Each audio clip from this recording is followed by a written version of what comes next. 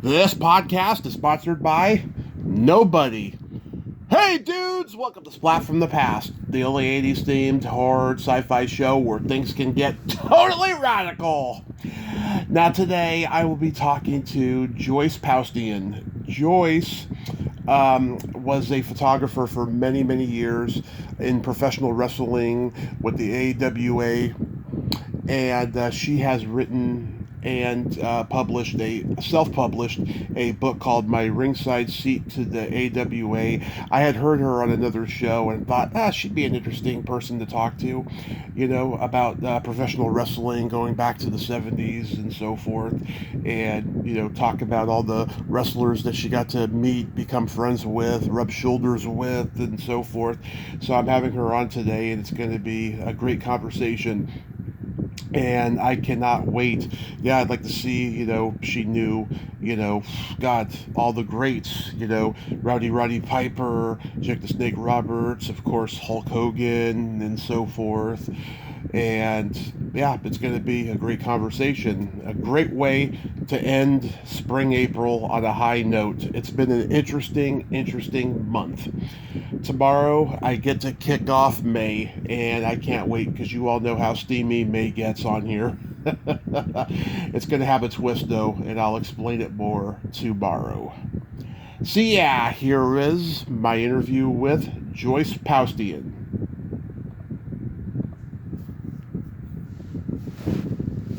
Hey Joyce, welcome to the show. How are you today? I'm doing great, Tommy. Thanks so much for having me on. Absolutely. I'm looking forward to it. Absolutely. This is a great honor. Thank you so much for taking the time today. No problem. So going back in time, how old were you when you started loving wrestling? I was 11 years old, and TV was a close friend of mine when I was growing up.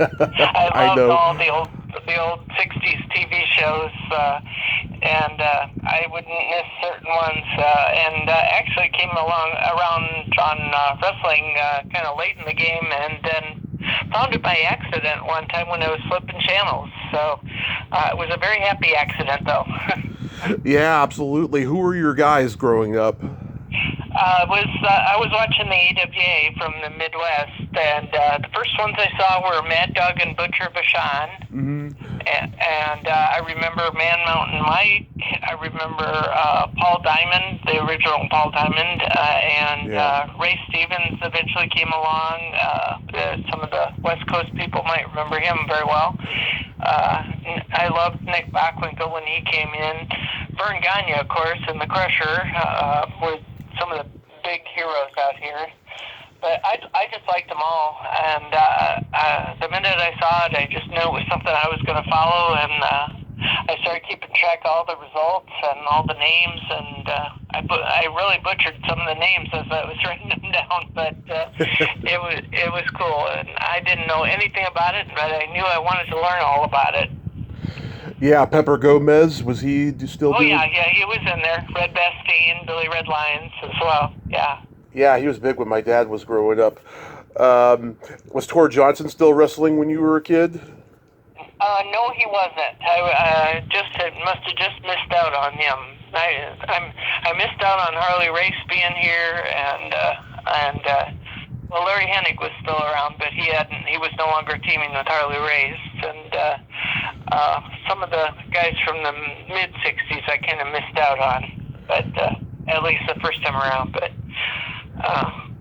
I enjoyed reading about him and getting to know him through the magazine articles, though. Yeah, when you were going to wrestling events, were you like the only little girl there in those days? No, not so much. I don't remember. First of all, I didn't get to go to actual live events for a while. I had to beg, so I didn't get to go to a live event until my 13th birthday. But I sort of remember it being popular with both guys and gals. Although none of the gals that I hung around with in junior high at that time were into wrestling, so I kind of kept it a little secret thing. My sister went with me, but yeah, it was very popular with the girls back then. Were you they liked seeing the guys. You know, even though they weren't the steroid ripped type wrestlers, they were still pretty good-looking guys. Yeah. Were you a tomboy growing up? Yeah, I liked sports. I mean, not super tomboy. I mean, I still liked getting dressed up on Sundays and such, but I liked to play softball, and I liked tennis, and I was more comfortable in a pair of shorts and t-shirt than I was in a dress. But yeah, I wouldn't say I was all tomboy, because I still played with Barbies, and we played school and cooking and all that too. Oh yeah. Just an all-around gal, I guess. Yeah. So how old were you when you started gravitating toward photography? That was much later, probably. Well, I wanted to get pictures of the guys. I first started out just wanting to get their autograph, but then I wanted to have some pictures, because I didn't know all about all the magazines either, and I wanted my own pictures from that night. And having a pocket camera just wasn't cutting it. You know, I had ringside seats, but it still was too far away, and so I wanted a better camera. And I think I was probably 16 by the time I got a decent camera. I had been taking pictures with Instamatic up until then, and they were pretty pathetic, but they worked for taking pictures with a wrestler, but not for getting anything in the ring. So it was probably 16, and then I had, with having front row seats, I did pretty well with just even not knowing a lot of the basics. I just knew enough, and then I started taking some photography classes later as I was 17 and 18, and I got a lot better at it. But I was still pretty shy though, so I didn't go asking the promoter, can I take pictures at ringside? And I was kind of still in awe of all that. But I had a kind of a mentor that in a photographer named Mike Gratchner, who was from Chicago, who I was brave enough to talk to him, and he showed me kind of like how he took some of the pictures, gave me some pointers, and also allowed me to take pictures alongside him when it was kind of the smaller high school shows. And then eventually I worked my way up to doing it at the bigger arenas too. But it was always kind of an issue, because the promoters, you know, wanted the photographers to be able to come in the back and take some promo shots near the dressing rooms, and somehow girl photographers didn't fit into that. So I was kind of always left out of that. But I still managed to get some pretty decent shots. Yeah, so then you were on that trajectory. There was probably nothing else you wanted to do by that point. For a while, I thought that's what I wanted to do, and it got to, I knew I wasn't going to be able to really, like, travel like some of the photographers do. You know, a lot of the guys got into doing it for, like, a living, you know, and going to Japan and having their photos and needed right away that night, and I was still basically doing it for my own personal enjoyment, and I wanted to travel to the different AWA cities, but I didn't want to be flying all over the country to do things. Like my friend Mike, he got flown by Bob Backlund for the title change that night into New York City, and that was, you know, I was like, wow, that's pretty cool, but I knew I'd never be allowed to do that from my parents. I was studying to be into for a different career, so it was kind of a passing fancy in my mind. So did you attend college? Yeah, I did, and I went into learning computers for my job. I ended up being in math and accounting field here at a local government firm, and I ended up making that my career, but it gave me a decent enough living that I could still pursue my photography on the side and make enough to go on the weekend. It was important to me to have an 8-to-5 job where I could still have my weekends free to go traveling. So for a while, pretty much every weekend, I was off to some wrestling event in whatever city was having it that weekend. And I was getting pictures, and even though I didn't have like a contract with any of the magazines, they all were still interested in my pictures, because if I had gotten something from a unique match that hadn't been gotten by some other photographer that they hadn't been able to publish, they were always asking me, do you have pictures of this guy or that guy? This guy's coming in. I hear you were at a match where he wrestled. Do you have some pictures you could share? And so I was a lot of times they didn't even give me credit, or I was not, certainly not a pay, but I just was thrilled to death that they used my photos. Yeah. So when did the moment come, like, that you were going to be hired by the AWA to take pictures? Yeah, that was quite a bit later.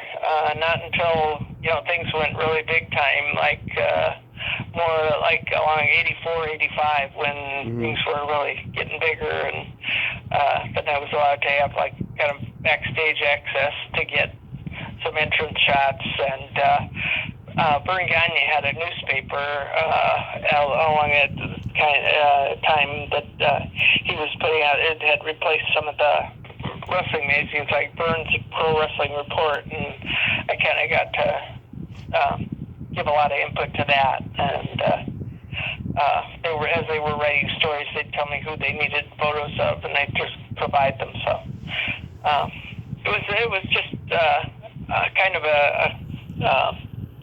just something that worked out well for both of us. They needed the pictures, and I wanted to provide pictures, and I wanted the enjoyment, and I wanted the access. So I wasn't in it to get a lot of money out of it. I was just in it to be able to take the pictures I wanted, and I wanted to keep the photos that I took.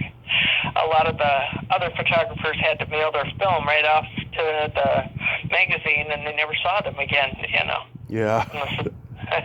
They'd get paid for it, but I'd be going, where are my pictures? I want the pictures back. In between wrestling, did you do any other photography jobs? I got hired by a couple of local politicians to do some publicity work for them, but it wasn't something I really wanted to do. Also took some pictures of like some houses for real estate, which was really boring.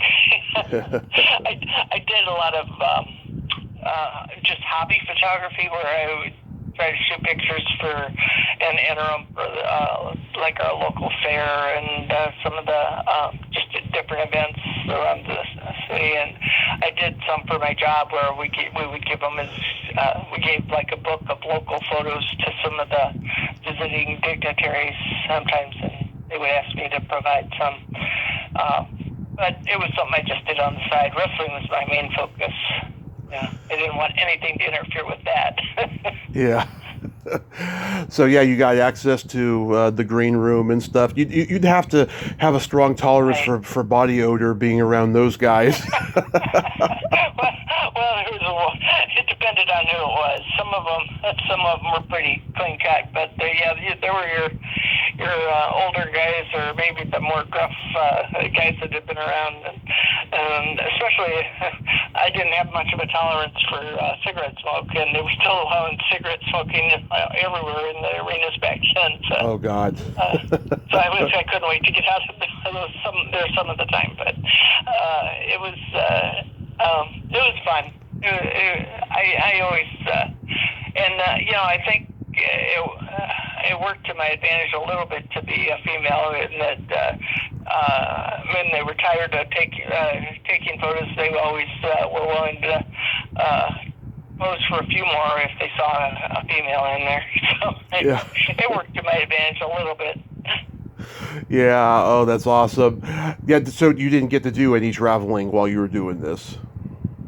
I got to go to Chicago. I did get to for the AWA in Chicago. I had backstage, and I was there for Super Class 3 and some of the earlier events in '87 and '88. But by then, unfortunately, the AWA was kind of in going down the tubes, and all the other leagues were taken over. And I did get a little bit involved in Jim Crockett Promotions at the time, WCW, and I was taking pictures for that. And as well. So I had some access to Superclash 87, or not Superclash. I'm sorry, Starcade 87 when it was in Chicago, and that was pretty cool. I have great memories of that. Yeah, were you devastated when the AWA just was starting to dissolve? Oh, you have no idea. Yes, I felt like I was just like, now what am I going to do? I just felt like, oh, my life is just over, And I mean, it wasn't even that so much that I really liked a lot of the wrestlers that were on around that time, because a lot of the wrestlers that I really liked when I started had already retired, and so they weren't even wrestling anymore. And it was just the idea that the AWA was still hanging on, and I thought, well, what am I going to do when it's over? It was a struggle for a while. I got myself involved with a boyfriend who told me that he was going to take me away from all this and get me involved in. He wanted to be involved in flying airplanes, and he was into flying his own plane and little experimental aircrafts, and I could have cared less about any of that, but that was what he was interested in. I thought, okay, I'll try to be interested in something else, and man, I couldn't. Needless to say, that relationship ended badly, and I couldn't wait to get away from it. And eventually, I found out, that there were these celebrity appearances, and then when some of the Hall of Fames got built, and also the Cauliflower Alley Club got going, they needed some photographers for that. And I thought, okay, it's different than being in the wrestling ring, but it's still getting to meet and be around some of the stars that I never had a chance to meet, or some of the stars that I met many years ago and got to see again. So that was the thing that saved me there. So let's play word association. I'm going to mention iconic wrestlers. Tell me anything you remember about them, or knowing them, or watching them wrestle. Yeah, that should be fun. Yeah. Andre the Giant. Oh, amazing. Just incredible to see in person. I had a funny encounter with him at the airport that I describe in my book, and he was just literally larger than life. And it was just, no matter how many times you saw him, just unbelievable. Oh, God, him and Hulk at WrestleMania 3. Oh, God, is there any better? It's one of the best rematches ever. Yeah, that's pretty amazing. Pretty amazing. I put that up there. And sadly, Andre was getting toward the end of his not only career but life toward then. And he still was an amazing presence. Yeah, I put that up there with Hearns and Hagler during their boxing match and stuff as like one of the great moments in physical sports history. Yeah, really amazing. Really well done. One of the best WrestleManias there was. Roddy Piper. A lot of fun, just crazy individual. And I remember him from way back when he first started at TV, and he was just a snot-nosed 17-year-old, and I'd come into the TV studios, and I didn't know who he was. I just thought he was crazy then, but he's just really nice guy, but just crazy, and fun to be around. Yeah, and now his kids are carrying his legacy, which is awesome. Yeah, that's awesome. Yeah, what a talent. I would equate him with, like a Robin Williams in entertainment. Just his mind moves at a mile a minute, and just always thinking ahead. I love some of the one I remember the most was the when he was on WCW and he called Ole Anderson, pig face, and that's one of my favorites. And he just and his Piper's Pit segments, they were just hilarious and wonderful. Yeah. Jake the Snake Roberts. Roberts. Never knew what he was going to say. Jake the Snake Roberts. That was he's a very complicated fellow. Yeah. I thought he was very talented and very had tons of potential. Kind of a sad story in that he got roped into so many addictions and such. But I have a lot of admiration for him for sticking with it and coming out of it. He had a lot of demons in his past, and so very talented fellow that went downhill for a while and came back up and is doing pretty well for what all he went through. Yeah, I had an action figure of him and a few others when I was a kid. I used to collect those WrestleMania, those WWF action figures and stuff. One of my best friends was a huge wrestling fan. Every time we were together, we had to watch wrestling, and I liked watching Jake the Snake. So he was, well, that was a great gimmick, I loved the way he had the snakes wrap around. I mean, the pictures of the snakes wrap around his tights, and then I just thought he looked like a scary wrestler, like somebody to be associated with demons and the evil cult. Yeah, Princess Victoria. Nice lady. Yeah, I'm very impressed by her. I always thought the women somehow got a very short shaft in the time, and especially like the ones who really put the effort forth in wrestling in the ring, rather than so many of the divas and just manager types that really were just fitness models. I thought she was a really awesome wrestler and a really nice lady. Yeah, she's been on my friend's podcast 3 times, and those interviews are over. Is she really? Yeah, and those interviews are over 3 hours long because she has a lot to say and she does not hold back. No, that's true. I'm very outspoken, which is good. Yeah. They were mistreated for a lot of years. Yeah, it's pretty unfortunate. Here's a Coke or Pepsi question: Vince McMahon or Brian Heenan? Bobby, are you checking, or the second one? That was Brian Heenan. Yeah, definitely. I've been told not to say that I hate Vince McMahon, but I really strongly dislike him. So like a lot of people. I find no redeeming value in Vince McMahon, even back going to 85, and I'm not ashamed to say that. So, and if I never get to work in the WWF because of that, so be it. Yeah. His daughter's doing a lot of podcast interviews about his legacy, Brian Heenan's daughter, and stuff. Yeah, which I think is cool. Bobby was a genius. I think he just he knew the audience. He knew how to. He was just hilarious. Just a comedian that. Another one whose mind never stopped working, and you just never knew what he was going to come up with. And I was lucky enough to get to know him pretty well. I'm sorry, I keep saying Brian. It's Bobby. I'm sorry. Bobby, I knew who you meant. Yeah. I was lucky enough to talk to his daughter Jessica once, and she was very sweet. And I know she's done a couple of podcasts too. And if you can ever get her on your show, that'd be great too. Yeah. Did you know Jerry Lawler? Yes, I've gotten to meet him. He was always very nice whenever I've talked to him.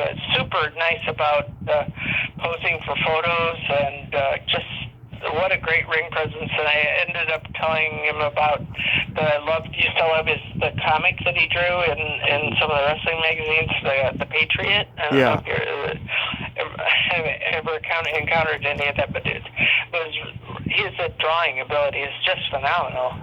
And I thought he was just a terrific talent. Looked every bit champion, and very nice guy. And I was so sad when he had that recent stroke, and I'm pulling for him to fight back. And I didn't hear about that.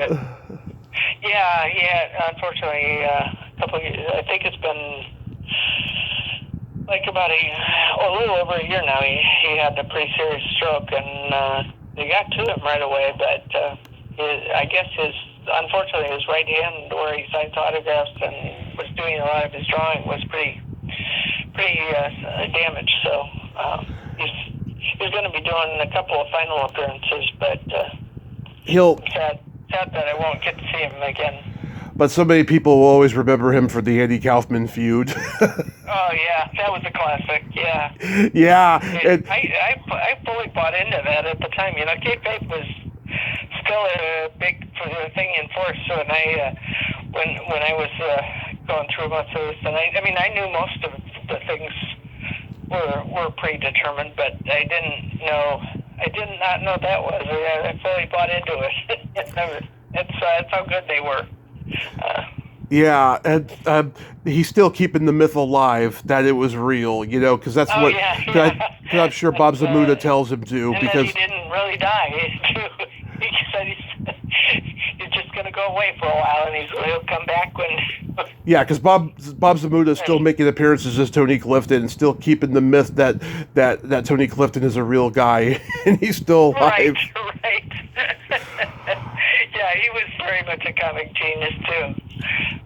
Yeah. He ever came up with all that. And we had the perfect area down in Kentucky and Tennessee to pull that off. You know, how they got through that without somebody in the audience getting really hurt or really upset. I don't know, because Andy Kaufman was able to really get the audience riled up about and making fun of people from the South. You know, he just really let them have it, and I thought he kind of went too far sometimes, but he did. They sure loved it when Jerry got back at him. You know. Did you know Dee Boer? I'm sorry, who was the name? Dee Boer. She went by Queen Kong. Oh, yeah, I met her once. Yeah, and out at CAC, and yeah, she's pretty awesome, a pretty amazing person. I was pretty devastated. Didn't really get to know her too much, but yeah, nice lady, very impressive. I was pretty devastated because she was the bearded lady in Spaceballs, and for years until the internet, I thought that was John Candy because he's in the movie. And yeah, I was going to reach out to her, and I found out she had just passed like the month before. I was like, damn it. Yeah. And that's sad. Yeah, that's one of the things you just never get over. You know, when you watch your heroes just fade away and die. You know, it's tough.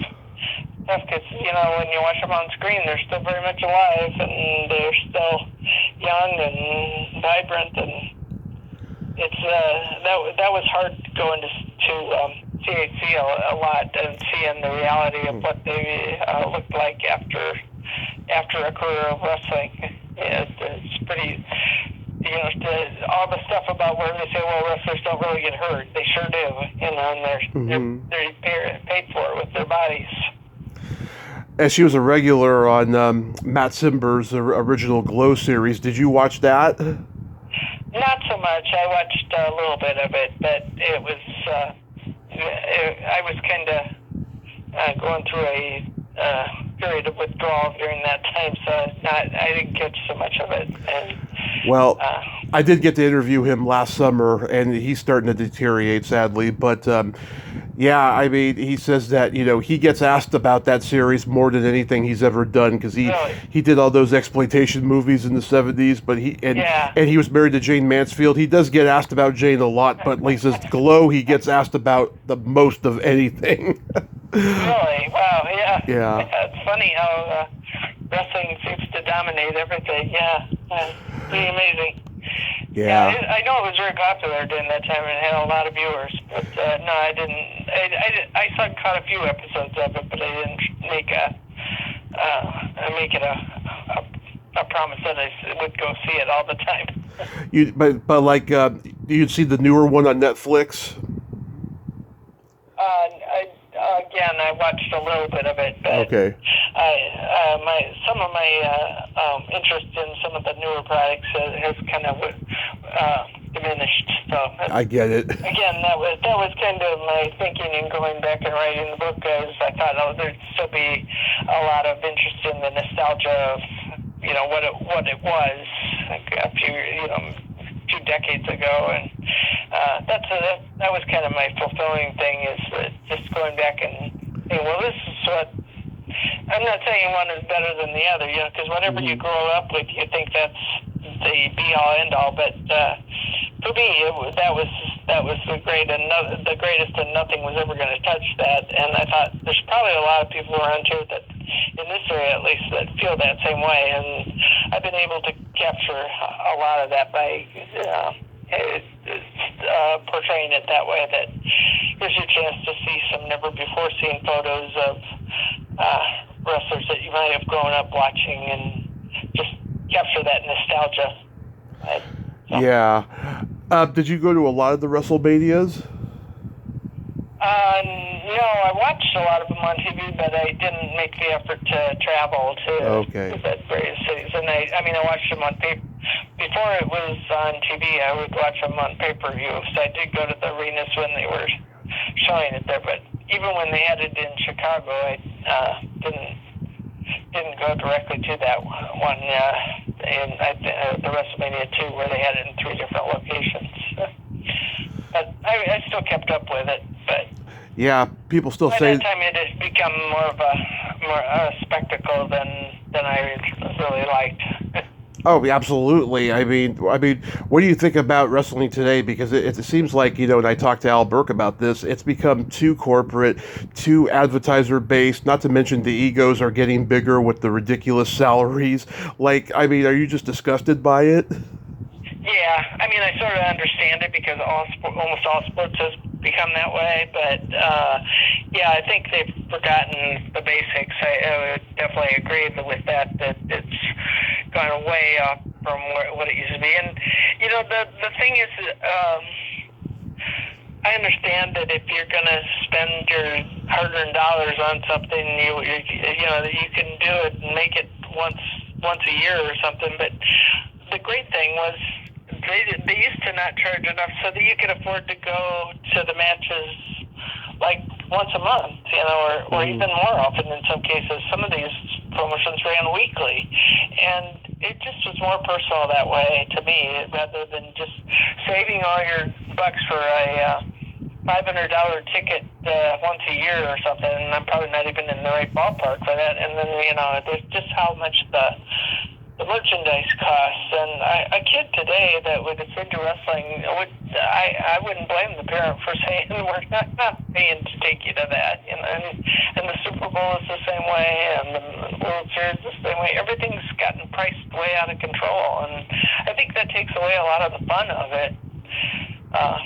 And the TV production of most of it really sucks, in my opinion. So I can't follow the feuds, and I can't follow who's. It's really blurred the lines between who's a hero and who's a villain, if you will. And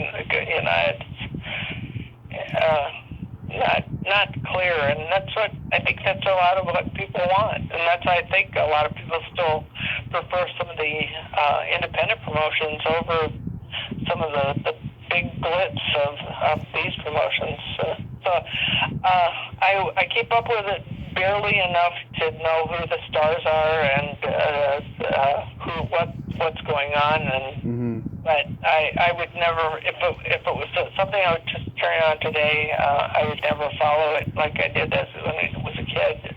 It's become like just acrobatics and high spot after high spot, so.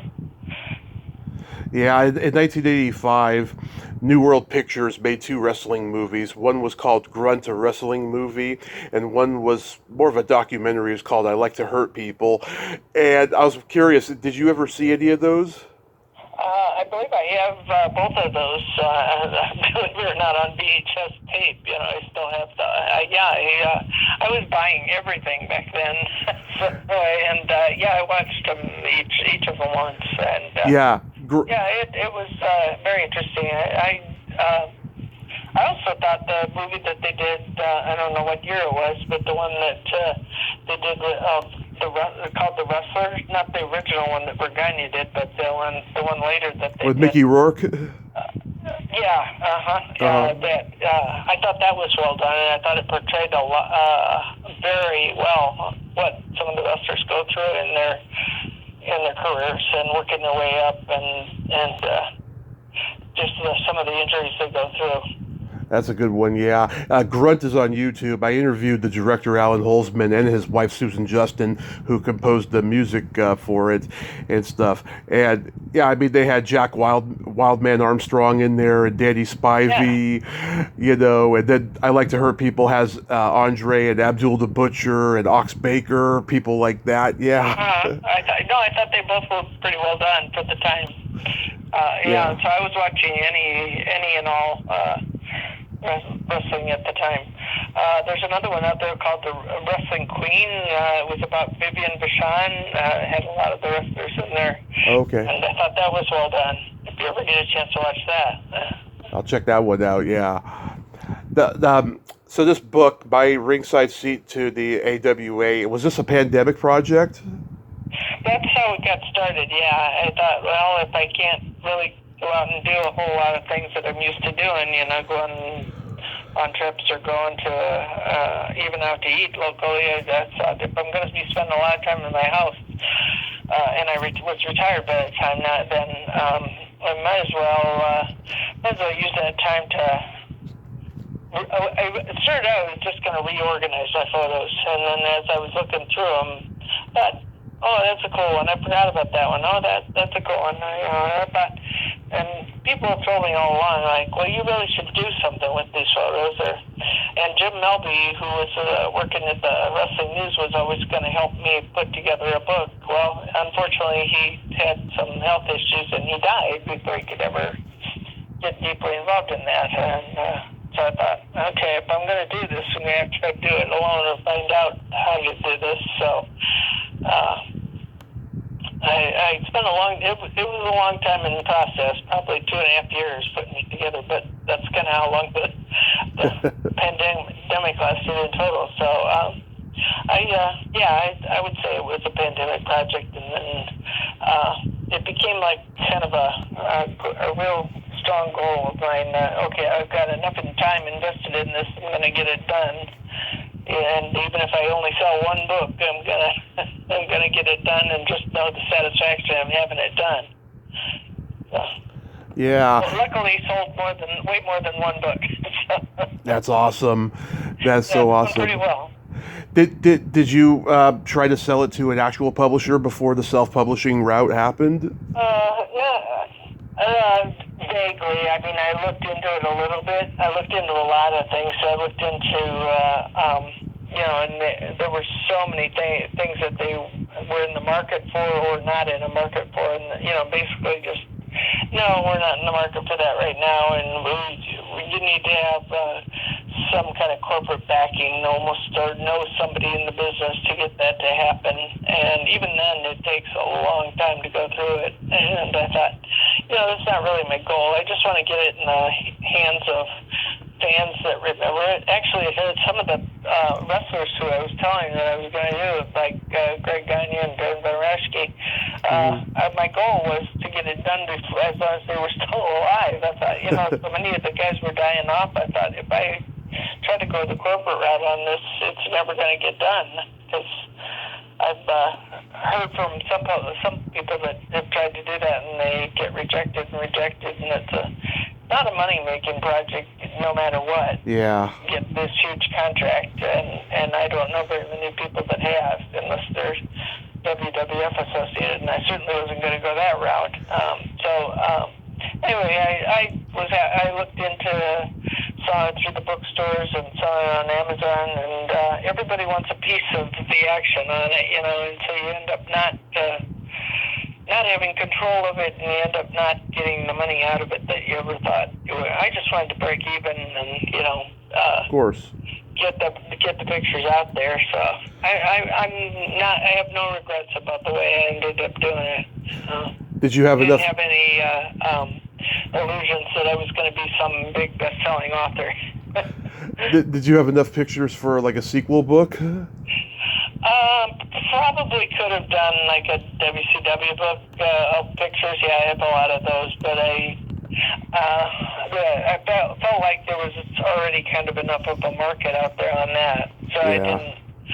I kind of really thought I'd doing like a one and done. I did talk to a couple of the wrestlers about maybe if they ever decide to do a biography that they don't want to have run by a big publishing house, that I could help on it, help with pictures certainly, and help do some of the writing and some of the background. But I don't think I would have wanted to take on publishing a whole biography of anybody. Yeah. Kind of stick with what you know. And you got a forward by Sergeant Slaughter, the great Sergeant Slaughter. Yeah, I was really surprised about that because I was so afraid. I had asked Barron if he would give me a blurb, for the back, and he said, "What do you want me to write?" And I was like, "Well, I don't want to tell you what to write." And he started telling me what he was going to write, and I was like, and even his daughter was there at the time, and she's like, "That's not a blurb, Dad.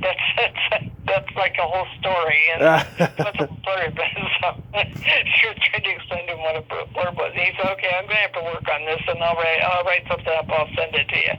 So I got that. I had already gotten that, and then so I was going to have another one similar to that, just by Sergeant Slaughter, and so. I asked him one night when we were in Kansas City, I remember, and I was sitting and talking to him after a Comic-Con that he'd had, and I said, and I had known him from way back when he first broke into the AWA, and I asked him, would you be willing to give me some kind of blurb for the book? I said, I wouldn't really be able to pay you for it, and he's like, "You're not paying me for this." He says, "I'd be happy to do it. I'd be honored to do it. But I'm not going to give you a blurb." He says, "I'm going to write you a forward. I'm going to write you something really special on this." He said, "I want you to test on this." And I was just like, "Oh my God!" I said, "Oh, are you kidding?" I said, I would never ask you to do that. No, are you kidding? It'd be an honor." So he went way above and beyond. And then I thought I'd really have to bug him about it. That I'd have to remind him, "You said you'd do this," because I know he's like a busy guy. And darned if he didn't send it to me within a month after he told me he would do it. And he said this. He said, "Will this work for your forward? Do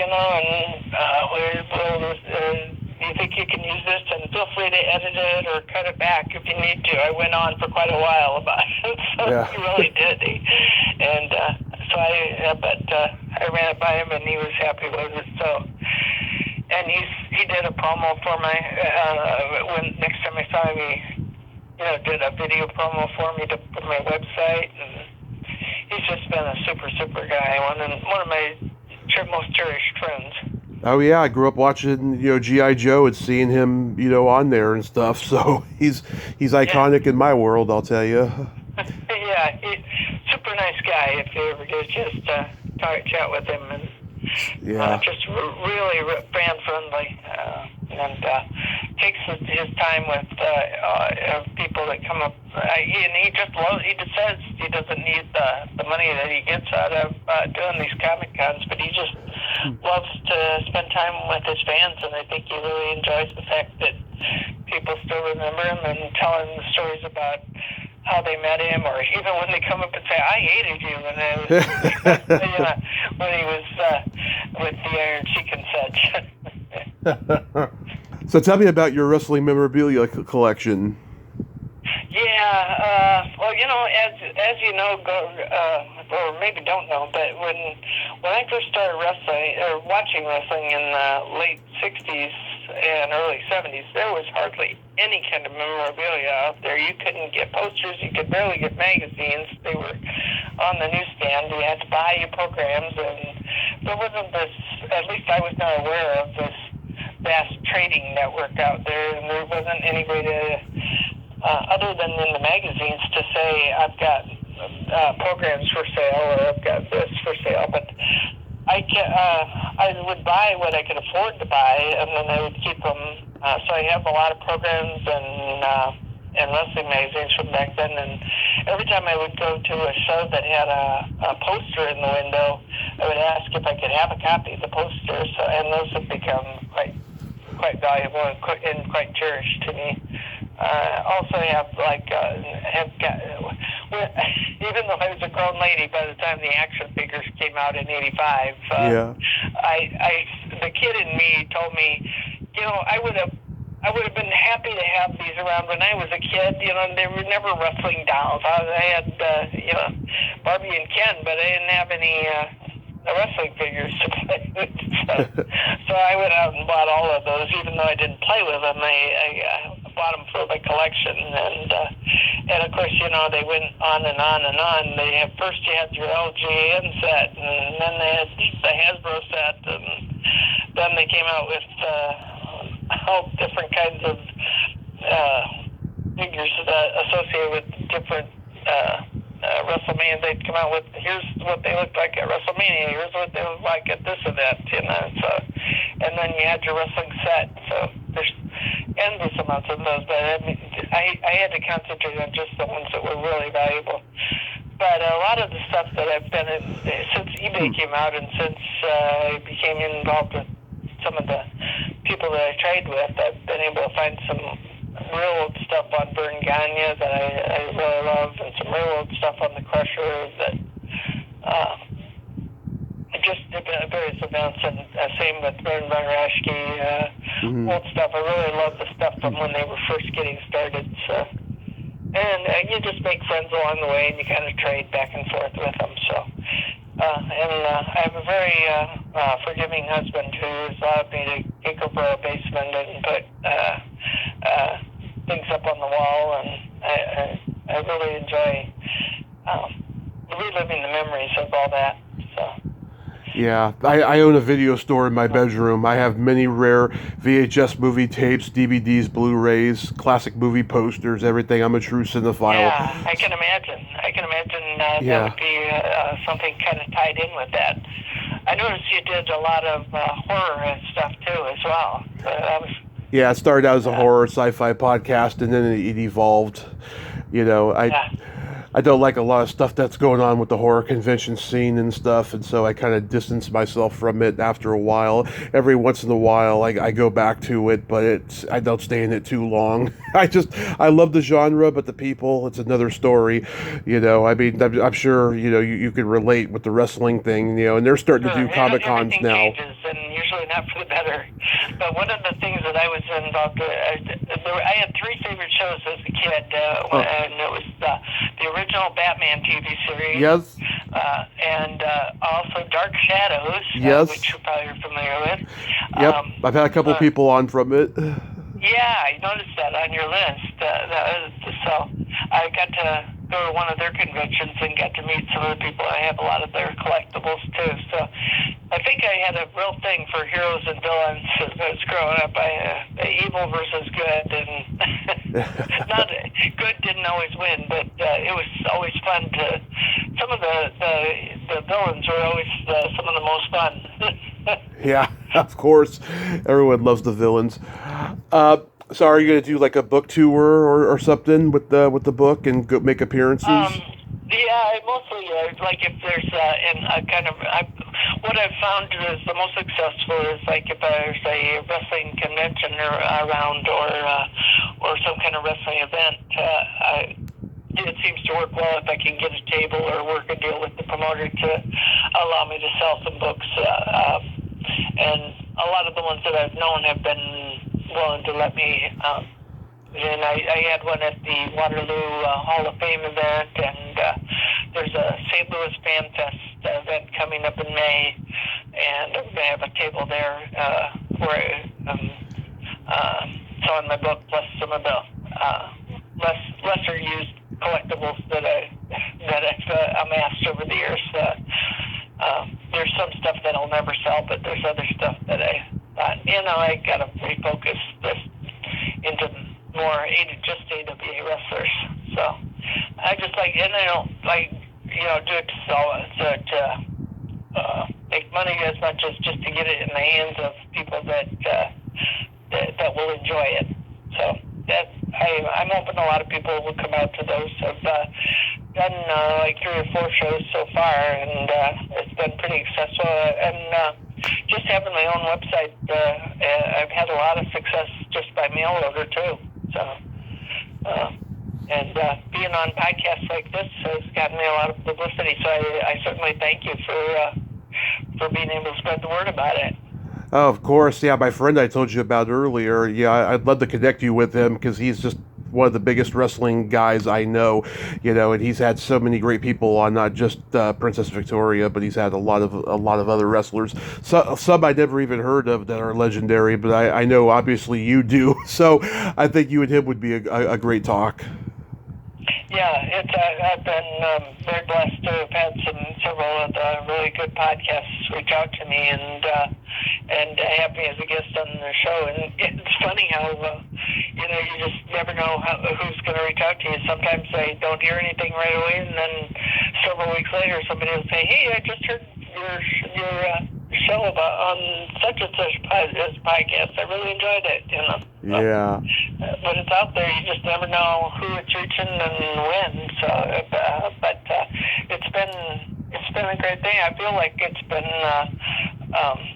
just a steady stream of people interested in the book. Because I feel good about it. That there is that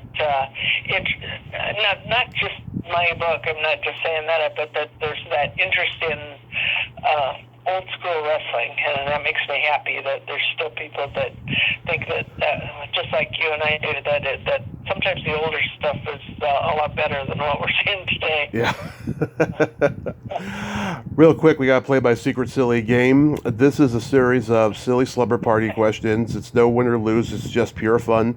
And how the game works is, Joyce, I ask you the question, you answer it, and then you ask me that exact same question, and I answer it. And feel free to comment on the answers because they might be funny. Okay. Joyce, are you ticklish? Yes, very much so. How about you? Yes. If you tickle me without warning, though, I might hit you in the groin. Yeah, I guess it's probably a local hazard, yeah. Okay, I'll keep that in mind. Is your belly button an innie or an outie? Innie. Nice. And I guess that's just an either-or answer, so how about you? Yes, also an innie. What color are your toenails painted? Right now they are clear. None. I've had tennis shoes on and don't have any. When I have sandals on in the summer, usually I'll go with a pink or a red. But I've been lazy lately, so they're just clear, flesh colored. What color are your toenails, Tommy? They are light purple. Ooh, fancy. Yes, I like to go elaborate. What would you say is your best personality trait? I like to think my sense of humor, not so much that I am funny to listen to, but that I laugh at people's jokes and that I am easy to get to know and easy for people to like. I try to be a good listener. I try to be a good friend. So I think likable and sense of humor. Okay. And what would be your personality trait? Being that I'm a Gemini, I have empathy and I have no filter. Is that typical of Geminis? I don't know if it's every Gemini, but it's definitely with me. Well, I'm right next to you there. I think I'm a moonchild, Cancer, so I'm right next to you. I think on the scale there. So if I remember my astrology right. If you could have anything named after you, what would it be? Wow. Maybe a camera? Yeah, maybe a camera or maybe a bench at a local wrestling arena. Okay. A seat at a wrestling arena, a front row seat at a wrestling arena. That's a good one. And what would you like to have named after you? A vibrator. You're right. You have no filter. Yes, I would call it the Tommy Chatsy. And then my favorite question, is there a stinky smell that just makes you gag? Ooh, so many, but probably actually marijuana, believe it or not. Yeah, I hate the smell of it. I don't mind if people do it, but I hate the smell of it. I love the high. I don't like the smell. And maybe by the time you get high enough, you don't mind the smell anymore. I don't know. But anyway, that would be mine. And do you have one? Yes, either farts or feet. And so, yeah, 40 smelling feet would not be good then. It's funny how one of the things I've noticed lately in the whole field is that there's really all these ads lately for whole body deodorant. And right. I'm thinking, like, when did people become so stinky that they stink all over the place? It's not just underwear. You know, when I was growing up, it was just underarms, and you didn't talk about the rest. But now apparently everybody stinks all over. I had no idea. I think it's more of a marketing tool. Let's convince people they stink everywhere, and they'll buy more. Since you're not easily offended, I'll tell you some jokes. Okay, all right, we'll give it a shot. What do you call a boy that doesn't masturbate? I don't know. A liar. What do you call it? Oh, okay. That's probably very true. Yes. What kind of meat does a priest eat on Friday? Hard telling. What? None. I love puns. You love that one. I love puns. Yeah, I'm like a whirlwind of puns. You and my dad would have gotten along well. He was a pun master. Love it, love it. Joyce, thank you so much for coming on today. You are just so fun and so awesome. I hope I get to meet you in person someday. Well, it would be awesome, Tommy. I hope so too. And anybody interested in my book can find me on my website at joycepaustian.com, JoycePaustian.com. And I'd be happy to answer any questions for them and hopefully sell them a book. Yes, and come out to St. Louis May 18th for the SICW Fan Fest.